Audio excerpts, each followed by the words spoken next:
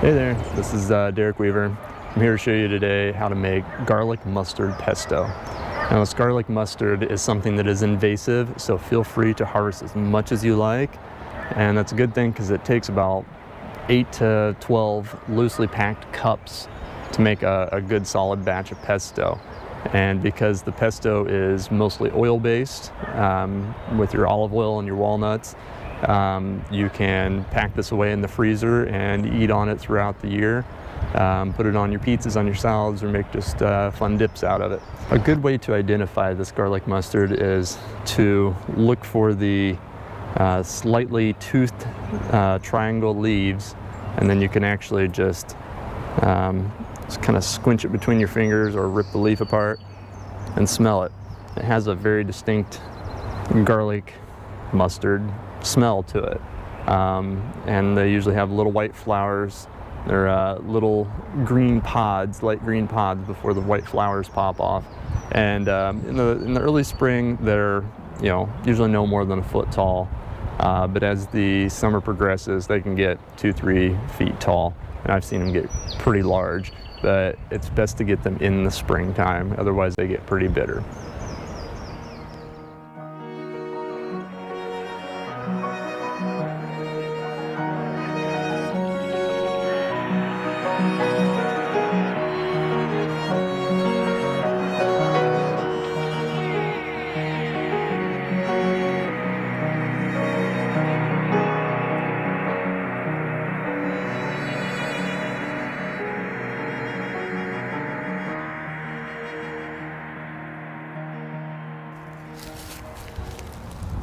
You might notice when I'm picking these, I'm just going about halfway up and then just kind of putting my thumbnail on there and just jerking, and it just snaps right off, and then you get the sweetest, most tender part of it.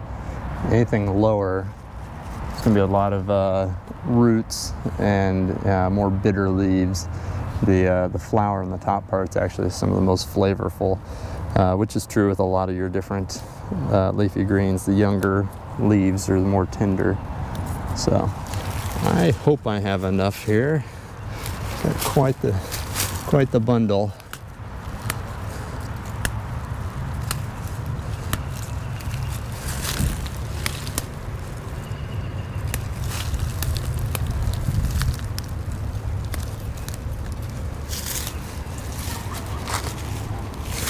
All right, let's make some pesto. All right, so we're making our garlic mustard pesto. I've stripped the leaves and the flowers off of the actual plant, so it's just a cup full of the leaves and flowers. This is probably more than I need, but I got it if I need it. First, you're going to add your walnuts or pine nuts or whatever kind of nut you're going to use into the food processor. I have just about 1/3 of a cup of pine nuts left, so I'm going to use that.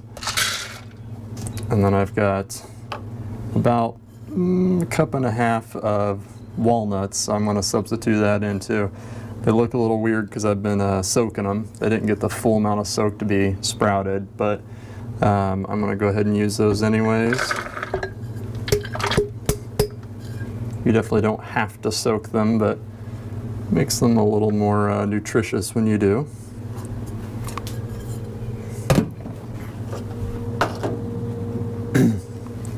And you can add some extra garlic in here. I'm opting not to because this has an already very garlicky taste.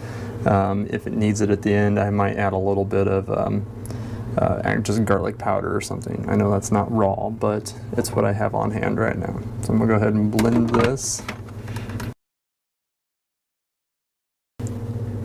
You don't want it too fine, you just want to get it so it's just broken up. It's better to have some chunkier pesto because that allows some of the flavor to stick around. Just start adding in some garlic pesto, or garlic mustard.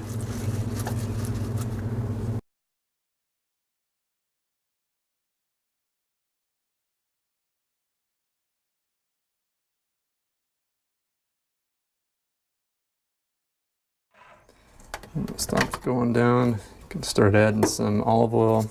You're going to end up using about cup to 2 cups of olive oil, just whatever it needs.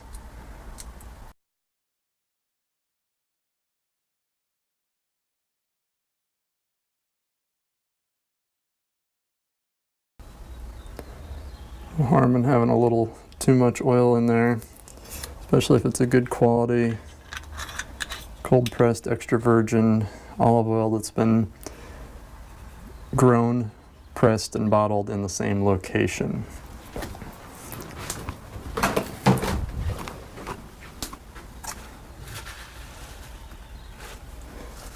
The extra olive oil is just going to help it maintain better in the freezer, because I am still fasting at this point and I don't want to eat any right now.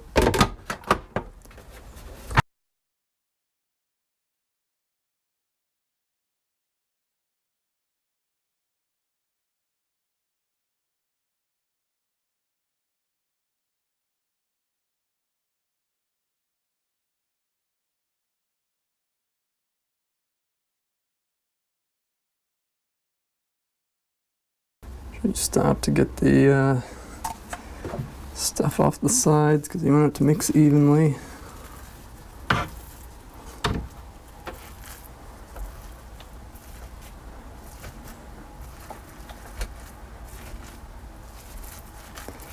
Look, it's coming out to a nice consistency though.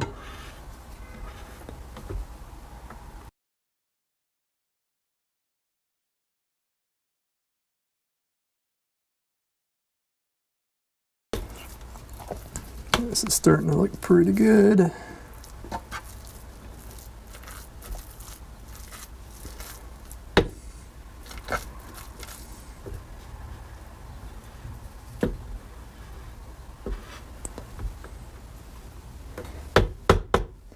Just for flavor's sake, I'm going to add some nutritional yeast.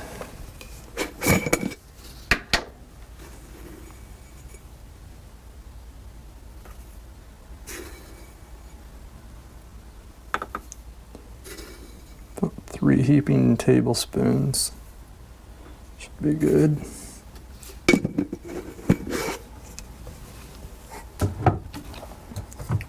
Add just a little bit Himalayan salt. I try not to use too much, but something like this will improve the flavor quite a bit.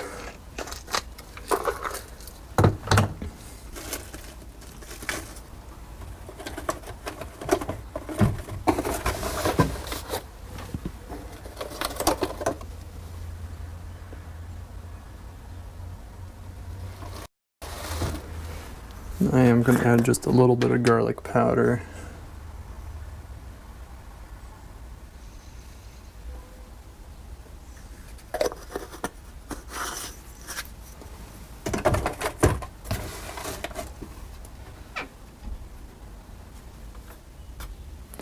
And just a little bit of black pepper.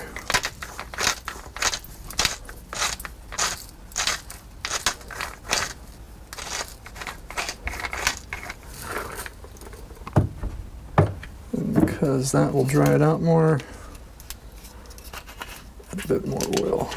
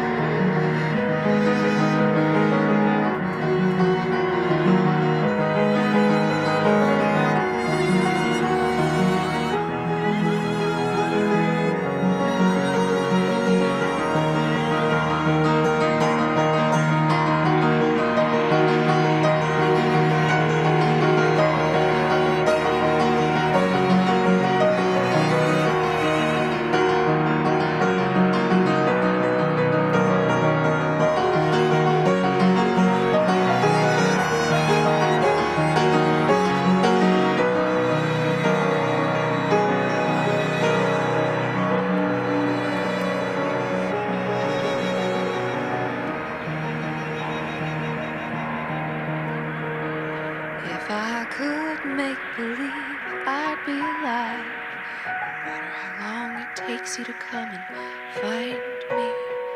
If I could make believe I'm not gonna die, I would pretend